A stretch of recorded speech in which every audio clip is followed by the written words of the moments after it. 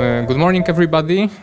Today we are going to have a panel on the early initial project planning of the decommissioning.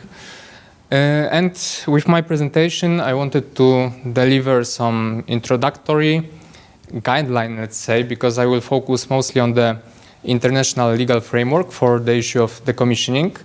So I will set the foundation, and then maybe you in your presentations will deliver more specific provisions from your national legislation. So this is how this panel should work ideally.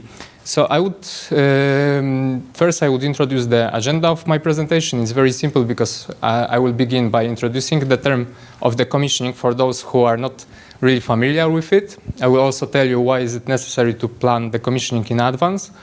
Then I will focus on international legal framework for initial planning of decommissioning, and then I will focus on the specific aspect of initial planning for decommissioning, which is the decommissioning funding.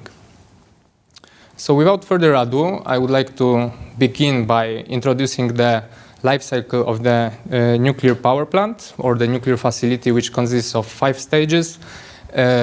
Usually they are indicated in the literature like this. However, they might also differ depending on the certain publications. And as to the definition that was provided in the Joint Convention on the Safety of Spent Fuel Management and on the Safety of Radioactive Waste Management from 1997, the decommissioning means all steps leading to the release of the facility from the regulatory control. And it also includes the process of decontamination and dismantling. So just to put it in more simple words, it means that the site should be completely cleaned after the decommissioning, and it should be accessible from everybody from the outside, and there should not be any supervisory control over it. So now the question is, why is it necessary to consider decommissioning already at the early stages of the nuclear life cycle? And there are a few arguments for that. The first one, of course, includes some technical solutions that can be only implemented during the early stages of the siting, the construction, and later on they cannot be possibly implemented. We also have the argument regarding the length efficiency with regard to the process of decommissioning. So if it's planned in advance, then the whole process takes much less time. And it's also much more cost efficient if it's planned in advance.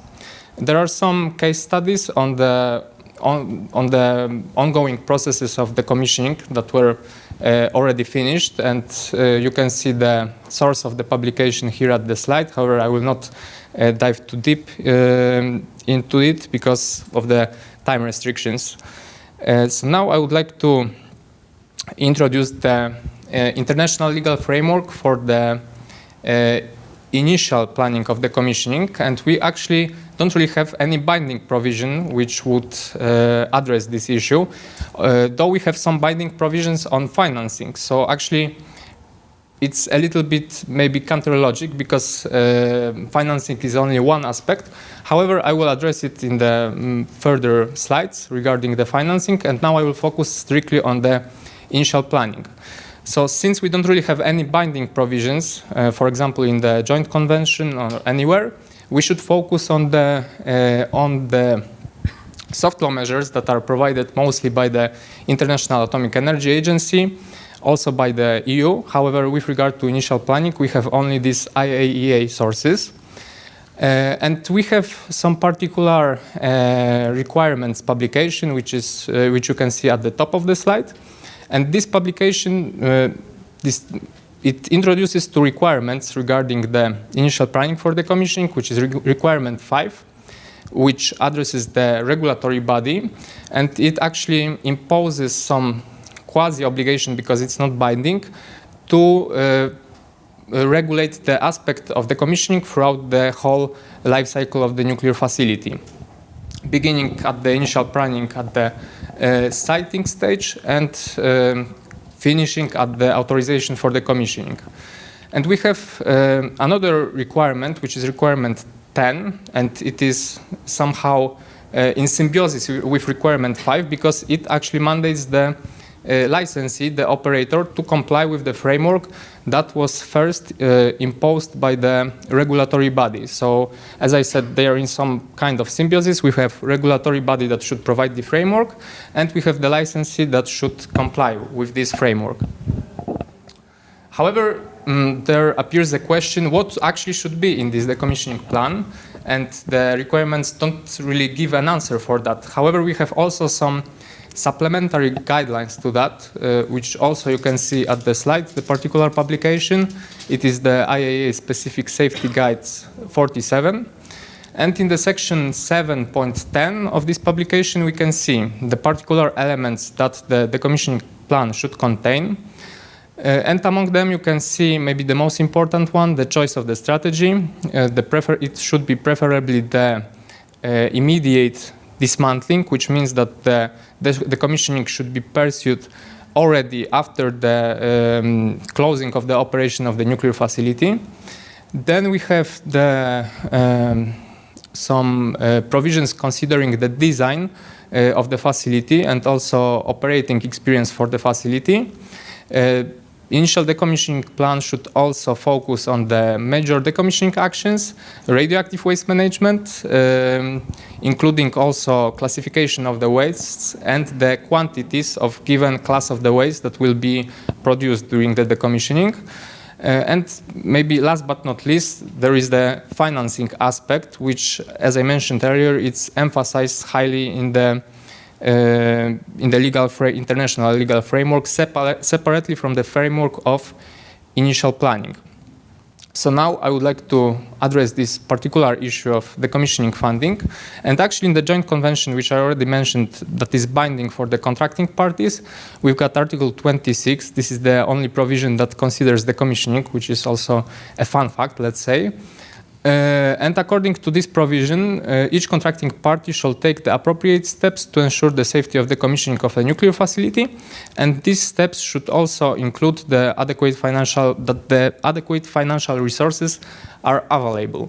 So this provision gives a basic guideline that the contracting parties should comply with. However, it's up to the contracting parties how do they implement, what provisions will they implement, and what exactly will be the mechanism that they will provide in their legal frameworks. And according to the financing mechanism, I also have done some research on that, and yeah, this is basically the main issue with regard to the whole funding aspect, how to structure these financing mechanisms. And for example, in the report of OECD, Nuclear Energy Agency, it was made some kind of structurization, let's say, that was also distinguishing three other criteria, three other aspects such as funding models. We've got free funding models, which is the funding from the government. However, we can also have the internal segregated or non-segregated funds. Segregated means that the assets should be separated from the other assets of the operator. Non-segregated means that the same fund can be both for the purpose of decommissioning and for other purposes. For example, in Finland, they have a common state nuclear waste management fund, which is covering both decommissioning and also the nuclear waste management during the operation of the site. Then we can have also external segregated funds, which means that it is not the operator which is managing the fund. However, it's the external party. It can be a professional. So it's also an option to consider for the licenses and also for the regulatory bodies when structuring the legal framework. And then we've got the methods of collection of the funds. So we have the most preferred option, which is the collection over a fixed period of time. It's usually over the operation of the facility because it is when the facility provides the revenue. However, we can also have the collection of the start of the commissioning, which is not really recommended because we cannot really predict what costs will be, what costs should be covered in the end and what will be the amounts. So as I said, maybe it's not the best choice to do that. And also the collection, I think that in the slide it's a mistake. It should be at the end of the operation. So basically, after the operation closes, then it's an option that the operator will fund the decommissioning. However, this is also not really preferred option because it may be just lack of the sufficient funds. So basically, the best is to collect it over the lifetime of the facility. And then we have a question of the valuation of the assets, because if we collect the assets over the lifetime of the facility may be open for 40, 50, 60 years, and therefore there is an issue of inflation, of course. So somehow the operator or the licensee should predict this and prevent it from the devaluation, and we have certain options such as deposits, real estate, national currency bonds, and so on. And according to the challenges regarding the financing of the decommissioning, we have also the enforcement mechanism. However, maybe since we've got restricted time, I will also not dive too deep into this issue. Regarding the soft law measures concerning the decommissioning funding, we've got also IAA requirements and guides. However, they are very similar to the article provided by the Joint Convention, so I will also not analyze them in detail. And they are, what is interesting, they are not really addressing explicitly the polluter pays principle. However, for example, in the European Union measures, we have the Council Directive on the responsible and safe management of spent fuel and radioactive waste. And according to the recital of this directive, it should be an ethical obligation of each member state to avoid an undue burden on future generations in respect of, among others, the decommissioning or the radioactive waste that is produced during the decommissioning. So actually, there is somehow a reference to the polluter pays principle, because I believe that a part of this polluter pays principle is also consideration on the future generations. It can be also connected to the sustainability principle. However, I believe that this is also the agenda, let's say, of the polluter pays principle. However, we have also certain recommendation from European Union, and here it is quite clear that we have the reference to the polluter pays principle. In section 3.3 you can see of this particular recommendation, and it states that the polluter pays principle should be fully applied throughout the decommissioning of nuclear installations, and in this regard the primary concern of nuclear operators should be to ensure the availability of adequate financial resources for safe decommissioning by the time the respective nuclear installation is permanently shut down. So as I said, we have this particular reference, and therefore the EU legislator also imposes the obligation particularly on the operator, because, for example, the IAEA requirements or guides, they were not completely clear about that, and I think that there was still an option to have some funding from the government. However, here in this particular recommendation, the primary obligation should be on the operator. Of course, if the operator cannot fulfill its requirements, then it's the state who should intervene. However, it's primary obligation of the operator to cover the costs of the decommissioning.